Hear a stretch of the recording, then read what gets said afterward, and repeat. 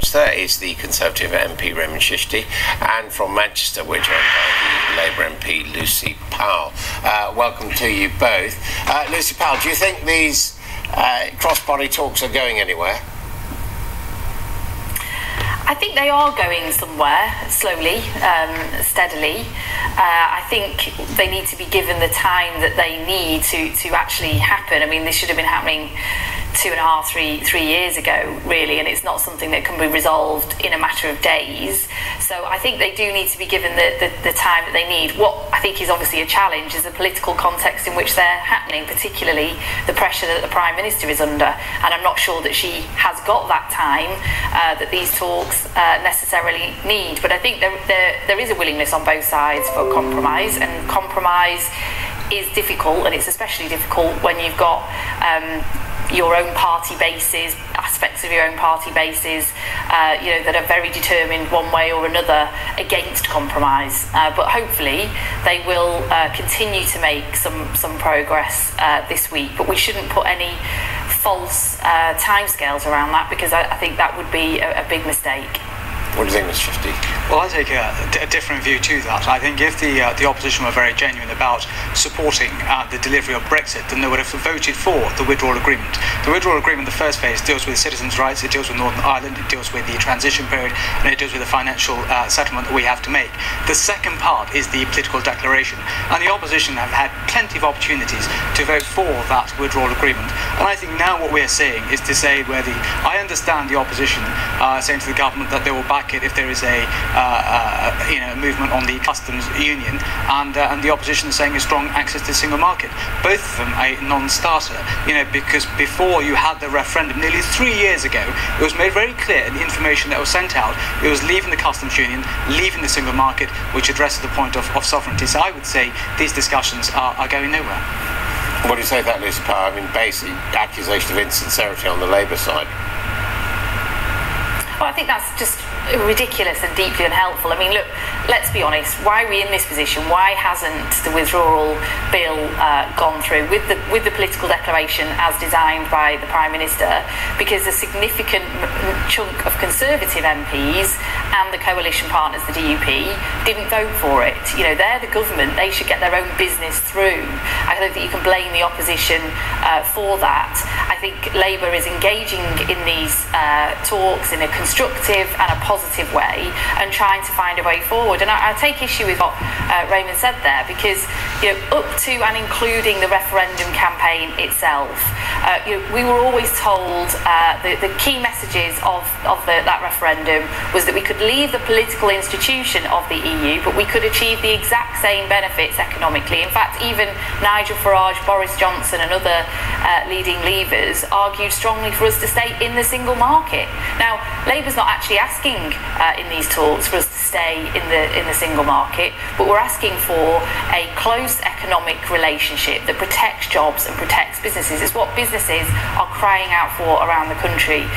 But the goalposts have massively shifted, so somehow now Brexit means leaving absolutely everything and having no economic relationship at all through no deal. I think that would be deeply damaging and deeply dividing. And I think actually, apart from on the edges here in this debate, I think what majority of people I've found over the course of the last few weeks are crying out for is for the parties to come together and to resolve this in a cross-party way, because I think that's the only sustainable way of now trying to sort this thing out. I mean, the truth is, if the Conservative Party and their DUP allies were prepared to vote en bloc for this, it would have gone through.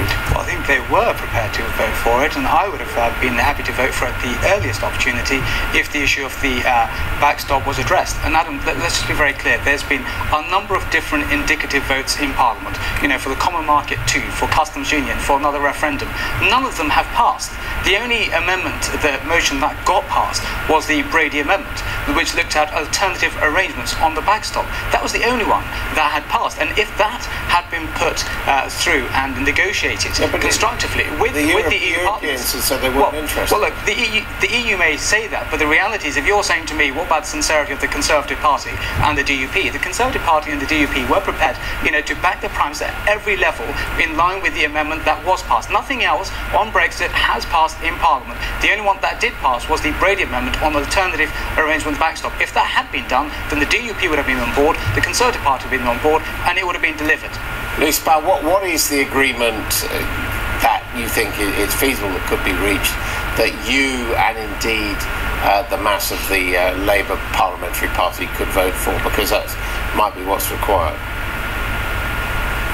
Well, look, Nick Bowles and I actually wrote an article 2 or 3 weeks ago outlining what we thought was a basis of agreement that we'd established through our cross-party talks around the Common Market 2.0 proposal, not on the single market aspect of that, but on the customs aspect of that. And I think the key is to come to an agreement for the short, medium term, not for the kind of longer term. And this issue, it's not a sort of temporary versus permanent. Nothing in politics is permanent. It's only permanent until you have a general election and you have a different parliamentary mass there in play. So, let's focus on what is doable up until and including the next general election, and then each party can propose something different thereafter beyond the next general election. But for the short term, the parliamentary maths aren't going to change. The only way that Brexit or any kind of deal is going to get through Parliament is for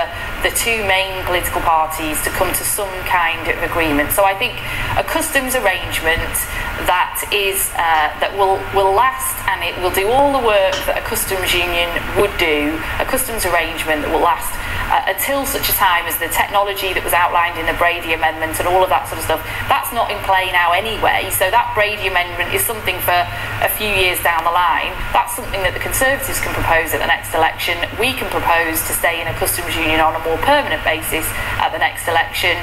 And that's how we can reach some kind of compromise. But, it's going to be... Look, the customs union will destroy all trust in British politics. And if the trust wasn't at all-time low already, we saw with the local election results, the two main political parties got a kick-in in those local elections. And therefore go towards a customs union when before the referendum, nearly 3 years ago, when it was said leaving the European Union, and that was the view of Jeremy Corbyn too, was leaving the single market and the customs union. To be tied into EU regulations when you can't go out there, do those independent trade deals. Our country, we should not be looking at it with some individuals from the opposition as the Brexit is damage limitation. I see Brexit as a great opportunity, and a customs union will completely destroy credibility in our... And speaking of trust, how much of a problem do you think it is that the Conservatives are trying to get rid of Mrs May, although she says she'll go if there is an agreement? Well, but because, from the Labour side, they can say, well, there can be no guarantee that anything said now will be followed through. Well, let me make it very clear, Adam. I voted for the Prime Minister in the leadership contest,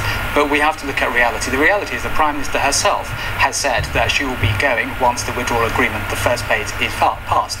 But then you also have to look at the reality of what happened in the local elections.